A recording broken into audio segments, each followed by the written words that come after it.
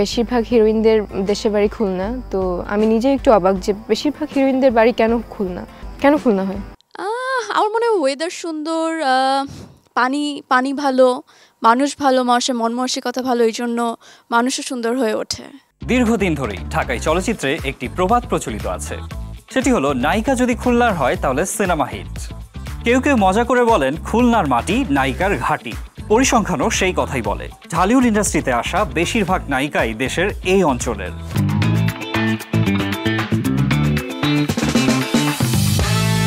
শুধু ঢালিউডই নয়, হলিউড ইন্ডাস্ট্রিতেও রয়েছে খুলনার দাপট। আজকের পুরাই বিনোদনে চলুন দেখে নেই শোবিজ অঙ্গনে খুলনার কোন কোন তারকারা আলো ছড়িয়েছেন। চুরি করেছো আমার মনটা। 60 থেকে 90 এই 4 দশক চলচ্চিত্র প্রেমীদের মাতিয়ে রেখেছিলেন 3 বোন সুচন্দা, ববিতা ও চম্পা। ববিতা তো শুধু দেশে নন, সত্যজিৎ রায়ের অশনি সংকেত করে পেয়েছেন আন্তর্জাতিক খ্যাতি। ববিতার গ্রামের বাড়ি যশোর হলেও তাদের জন্ম এবং বেড়ে ওঠা খুলনার বাগেরহাট জেলায়। ববিতার প্রগতিশীল বাবা নিজামুদ্দিন আতাউর সাহেবের চাকরির সুবাদেই মূলত তারা বাগেরহাটে থাকতেন। আর সে কারণেই হয়তো এই সংস্কৃতিমনা পরিবার থেকে ইন্ডাস্ট্রি পেয়েছে 3 রত্ন। চিত্রনায়িকা মৌসুমীর আদি বাড়ি সাতক্ষীরার তালা উপজেলার তৈলকুপি গ্রামে। মৌসুমীর বাবা পাকিস্তান আমলে খুলনা উন্নয়ন কর্তৃপক্ষের ঠিকাদারির কাজ করাকালে খুলনা সোনাডাঙ্গা এলাকায় জমি কিনে বসবাস শুরু করেন। সোনাডাঙ্গার সেই বাড়িতেই মৌসুমীর ছেলেবেলা কাটে। এই অভিনেত্রীর নানা বাড়ি খুলনার খালিশপুর নিউজ প্রিন্ট মিল এলাকায়। 3 বার জাতীয় চলচ্চিত্র পুরস্কার প্রাপ্ত নায়িকা পপি খুলনা জেলার খালিশপুরে জন্মগ্রহণ করেছেন। খালিশপুর এলাকার সিএমডি আবাসিক এলাকায় পৈতৃক নিবাস তার।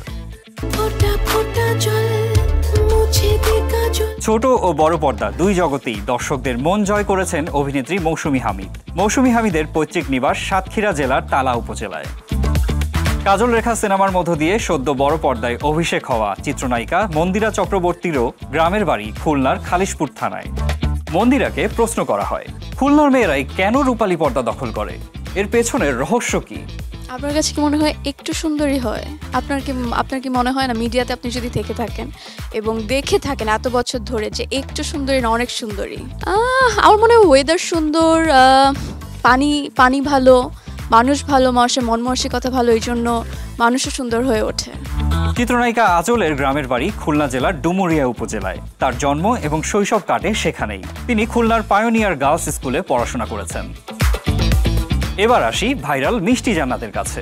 উটের দুধ নিয়ে আমি বললাম এটা আমি ঈদের পরে করব এবং অফকোর্স আমি করব, সিরিয়াস আমি করব। অভিনয়ের পাশাপাশি মিষ্টি জান্নাত বিভিন্ন ব্যবসায়িক উদ্যোগের সাথেও জড়িত, যার মধ্যে একটি হলো উটের দুধ আমদানি ও বাজারজাত করা। তিনি দুবাই থেকে উটের দুধ বাংলাদেশে আমদানি করার পরিকল্পনা করছেন এবং এটি গ্রামের মানুষের কাছেও পৌঁছে দিতে চান তিনি।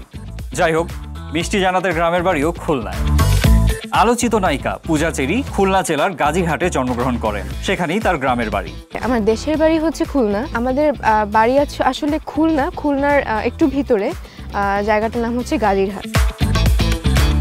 এছাড়াও সুপার মডেল পিয়া জান্নাতুলের গ্রামের বাড়িও খুলনায়। সুপার হিরোইন ক্রাউন বিজয়ী লামিয়া সিদ্দিকী মিমোর বাড়িও কিন্তু খুলনায়। এতক্ষণ তো অনেক ঢালিউড নিয়ে কথা বললাম, এবার হলিউড নিয়ে বলি। কি অবাক হচ্ছেন, খুলনার মেয়ে হলিউডে? হ্যাঁ দর্শক, হলিউড ফিল্ম ইন্ডাস্ট্রিতে পাকাপোক্ত জায়গা করে নিয়েছেন বাংলাদেশেরই খুলনার মেয়ে আফসারা আলভি। খুলনার SOS হারমান মেইনার স্কুলের ছাত্রী আলভি কাজ করেছেন Spiderman সিনেমাতেও। My mom was sick at the time when I started.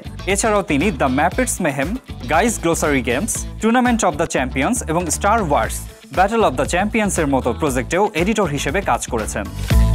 দর্শক, আরও কিছু নাম না বললেই নয়। উপমহাদেশের সঙ্গীত জগতের জীবন্ত কিংবদন্তি শিল্পী সাবিনা ইয়াসমিনের পৈতৃক নিবাসও খুলনার সাতক্ষীরায়। চলচ্চিত্র অভিনেতা রিয়াজ, ফেরদৌস এবং শাকিল খানও খুলনা থেকেই এসেছেন। আজ এ পর্যন্তই।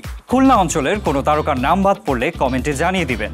আর বাংলাদেশের কোন অঞ্চলে তারকাদের আপনারা দেখতে চান সেটিও জানাবেন। দেখা হবে পুরাই বিনোদনের পরবর্তী পর্বে। থাকুন RTVর সাথে, থাকুন পুরাই বিনোদনে।